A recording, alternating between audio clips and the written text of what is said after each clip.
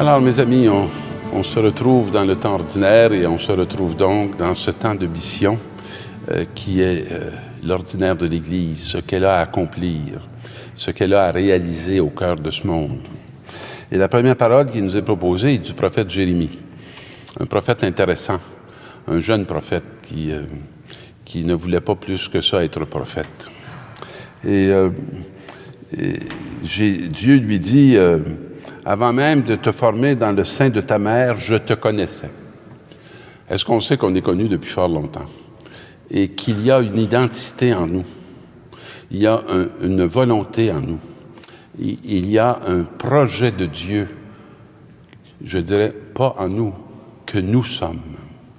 Et que nous avons tout avantage à découvrir, à recevoir et à accueillir. Juste avant de m'en venir pour partager cette parole aujourd'hui, dans les rues de Montréal, j'ai une personne qui m'a fait signe dans ma voiture. Je savais qu'il voulait avoir des sous. Alors, j'ai cherché dans mes poches si j'avais quelques sous à pouvoir lui partager. Et quand j'ai ouvert la porte, parce que mon châssis était gelé pour le lui donner, il m'a dit « Merci beaucoup, je suis un itinérant ». Et là, on m'a klaxonné au moment où je lui ai dit « Tu es beaucoup plus qu'un itinérant, tu es un bien-aimé de Dieu ». Et j'ai dû continuer la route. Quelle est notre identité? Quelle est la perception qu'on a de nous-mêmes? Et c'est très fort ce que Jérémie, ou ce que le Seigneur dit à Jérémie. « Je fais de toi un prophète pour les peuples. Lève-toi, tu prononceras contre eux ce que je t'ordonnerai. » Et c'est une parole assez dense. Tu prononceras contre eux. C'est pas une adversité. C'est, je dirais, une correction. Est-ce que mon jeune homme était fondamentalement un itinérant ou fondamentalement un bien-aimé de Dieu? Comment on se vit? Comment on se connaît? Qu'est-ce qui nous a été révélé de nous-mêmes? Et ça, c'est la mission de l'Église. Elle est révélée à cette humanité qui elle est pour Dieu. Parce que si elle ne sait que qui elle est pour ce monde, elle risque de pouvoir être très déçue de ce qu'elle va percevoir de sa réalité.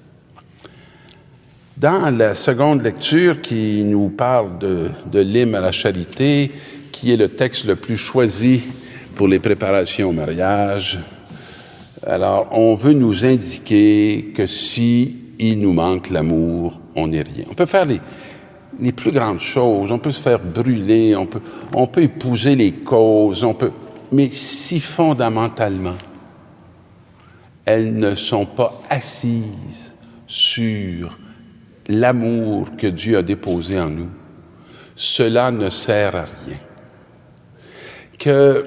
Qu'on s'agite, on met beaucoup d'énergie, on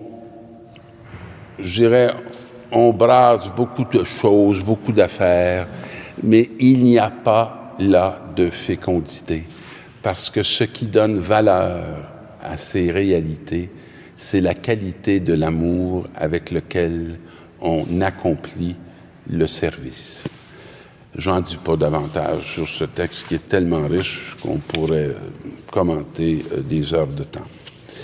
Et on arrive dans l'Évangile, où on est dans la synagogue de Nazareth. Je suis pas allé, mais j'ai vu quelques... Je suis allé à Nazareth. Je suis pas allé vraiment à la synagogue de Nazareth.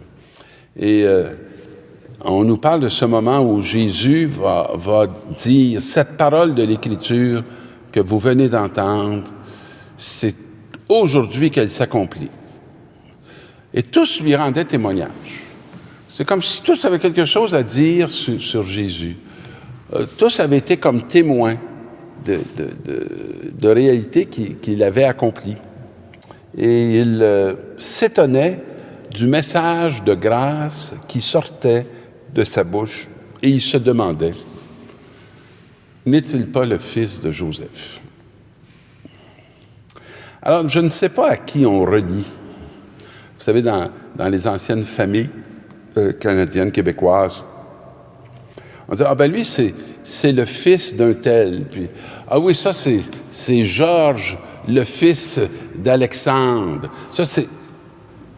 Mais est-ce qu'on est conscient que fondamentalement, on est le fils de Dieu? Est-ce qu'on se trouve, est-ce qu'on se retrouve, est-ce qu'on se découvre dans cette relation très unique qui est une relation entre moi, Dieu, et l'Esprit Saint qui vient me dire quelle est mon identité de mission. Pourquoi Dieu m'appelle? À quoi me conduit, je dirais, les événements de ma vie? Les blessures, les injustices, est-ce qu'ils me conduisent à la révolte ou est-ce qu'ils me conduisent à la prophétie? Est-ce qu'ils me conduisent à la miséricorde? Est-ce qu'ils me conduisent à témoigner de ce que Dieu a fait pour moi dans toutes ces injustices, même si nos vies ne sont pas tissées que par des injustices? Dieu me conduit aussi par toutes les grâces que j'ai pu recevoir à travers cette histoire, dans la mesure où je les reconnais non pas comme des dus, mais comme des grâces. Et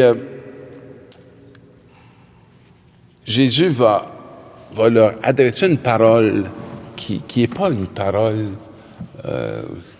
douce. Parce qu'eux essaient de l'enfermer dans cette histoire humaine. N'est-il pas le fils de Joseph? N'a-t-il pas grandi parmi nous? N'est-il pas quelqu'un comme tout le monde? Mais personne est comme tout le monde.